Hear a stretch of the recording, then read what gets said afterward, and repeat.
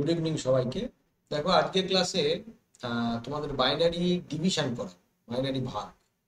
তো বাইনারি ভাগের ক্ষেত্রে প্রথমে বাইনারি ভাগে যাওয়ার আগে আমি একটা নর্মাল ভাগ দেখাচ্ছি। এই ভাগটা করতে গিয়ে তোমরা কি প্রসেস ফলো করো সেটা আমি দেখাচ্ছি। দেখো এই যে 10 দিয়ে ভাগ করছি, মানে 1036কে 10 দিয়ে ভাগ করছি। তো নর্মাল ভাগের পদ্ধতিটা কি আমাদের? প্রথমে 10 কে 10 হলো। আচ্ছা, এবার কত নামলো? 3 নামলো। তারপর কি করি আমরা? না 6 নামাই আর এখানে একটা শূন্য নিই। কেন? না দুটো সংখ্যা নামলে নাকি শূন্য নিতে হয়। এটা কেন নিতে হয় কখনো ভেবে দেখেছো? কারণটা হলো যে আমাদের নিয়ম কি, যে কোনো ভাগের ক্ষেত্রে ভাগ করার সময় আমরা কি দেখি, যে যত দিয়ে যাবে সেটা দিয়ে গেলে যেন যে সংখ্যাটা আছে তার থেকে ছোট হয়। এক্ষেত্রেও কিন্তু আমরা সেই রুলটাই ফলো করছি। ঠিক আছে, তো রুলটা ফলো করলে কিভাবে করছি একটু দেখে নাও। ধরে নাও আমি 6 নামাবো, তাহলে আমি কি করব? 10-এর 1 দিয়ে গেলে তো এর থেকে বড় হয়ে যাবে। তাহলে 10কে যদি আমি শূন্য দিয়ে যাই তাহলে কত হবে? শূন্য। তো এখানে নামলো কত? 3। আর এবার 6 নামালাম, তারপর কত গেল? 3 10-এ 30।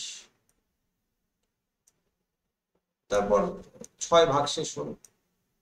এই যে পদ্ধতিটা, এখানে দেখো এই আননেসেসারি একটা ঘর আছে, এই ঘরটা আমাদেরকে বলা হয় না, সকলকে শেখানো হয় না।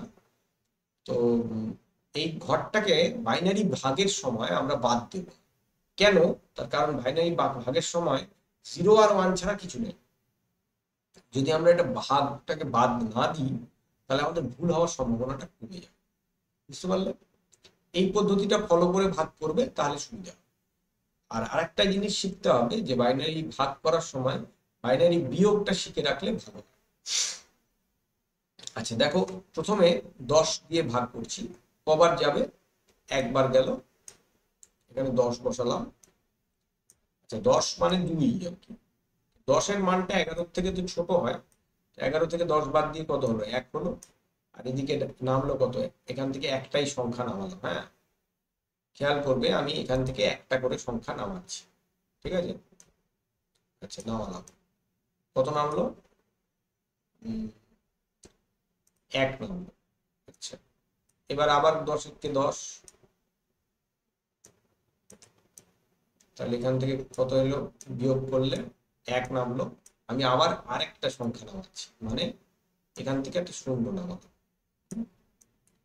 ঠিক আছে, তো এইবার নেক্সট আমার কত হলো? 10। আবার 10-কে 10 গেল। 10-কে 10 মিলে গেল। ঠিক আছে, ভালো। এবার কত নামলো দেখো, এখান থেকে শূন্য এলো। আর আমি কি করলাম? আবার তারপর থেকে আরেকটা শূন্যকে নিচে নামালাম।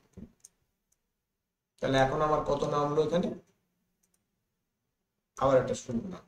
ঠিক আছে, আচ্ছা প্রত্যেকবারে কিন্তু একটা করে শূন্য নামাচ্ছি বা 1 নামাচ্ছি, যাই হোক।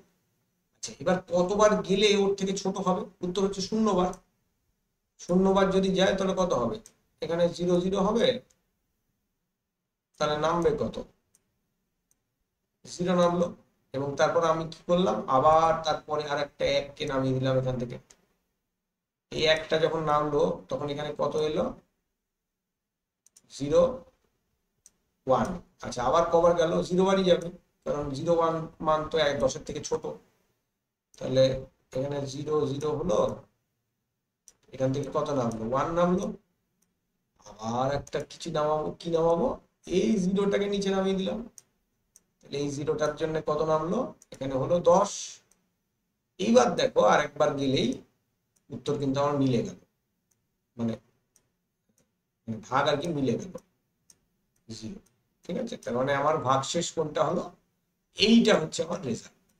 শুধু খেয়াল করো যে প্রত্যেকটা স্টেপে আমি একটা করে 0 বা 1-কে নিচে নামিয়েছি। যদি যায় ভালো, তাহলে একবার যাবে। যদি না যায় তাহলে ভালো, তাহলে 0 বার যাবে, কোনো সমস্যা নেই। এইভাবে তুমি যে কোনো ভাগ করবে, যে কোনো ভাগ দেখবে সহজে হয়ে যাবে। ঠিক আছে, একটা জিনিস খেয়াল রাখবে, যে সবসময় যে 10 দিয়েই ভাগ হবে এমন তো কথা নেই। যদি 11 মানে 3 দিয়ে যদি ভাগ হয় তখন কিন্তু ভাগটা একটু জটিল লাগতে পারে তোমাদের। হ্যাঁ, মানে যেমন ধরো যদি এরকম হয় 11 দিয়ে ভাগ করছো আর এখানে সংখ্যাটা আছে 10101 এরকম একটা সংখ্যা আছে, তখন তোমার একটু জটিল লাগতে পারে। এবার এখানে কিন্তু দুটো সংখ্যাতে যাবে না। কেন? কারণ 11-র মানটা দুটো সংখ্যার থেকে বড়, তাহলে তিনটেতে যাবে। এবার এই 101 থেকে 11 বাদ দিতে হবে। 101 মানে দেখবে তোমরা বাইনারি কনভার্ট করে দেখবে 101 মানে হচ্ছে 5 আর 11 মানে কত 3, বাদ গেলে কত হয় 2, 2 এর বাইনারি কত হবে 10 হবে। ঠিক আছে, আমাদের নিয়ম কি আমরা একটা সংখ্যা নামাবো, তার মানে কত নামালাম 10, এই 0 কবার গেল একবার গেল 11। এবার এই 100 থেকে যদি 11কে বাদ দিই বাইনারি বিয়োগ করে দেখো কত আসবে 1 আসবে। এবার ডান দিকে আবার একটা 1 নামলো, 11 কে 11 দেখো মিলে গেল। ঠিক আছে, এইভাবে না মিললে ভাগশেষ থাকবে, সেটাও হতে পারে, কোনো অসুবিধা নেই। ঠিক আছে, কিন্তু খেয়াল রাখবে প্রত্যেক ঘরে আমরা কিন্তু একটা করে সংখ্যা নামাচ্ছি, এই জিনিসটা খেয়াল রাখবে। প্রত্যেকবারে আমি কিন্তু একটার বেশি সংখ্যা নামাই। এটা করলে কি হয় বাইনারি ভাগের ক্ষেত্রে ভুলটা কম হয়।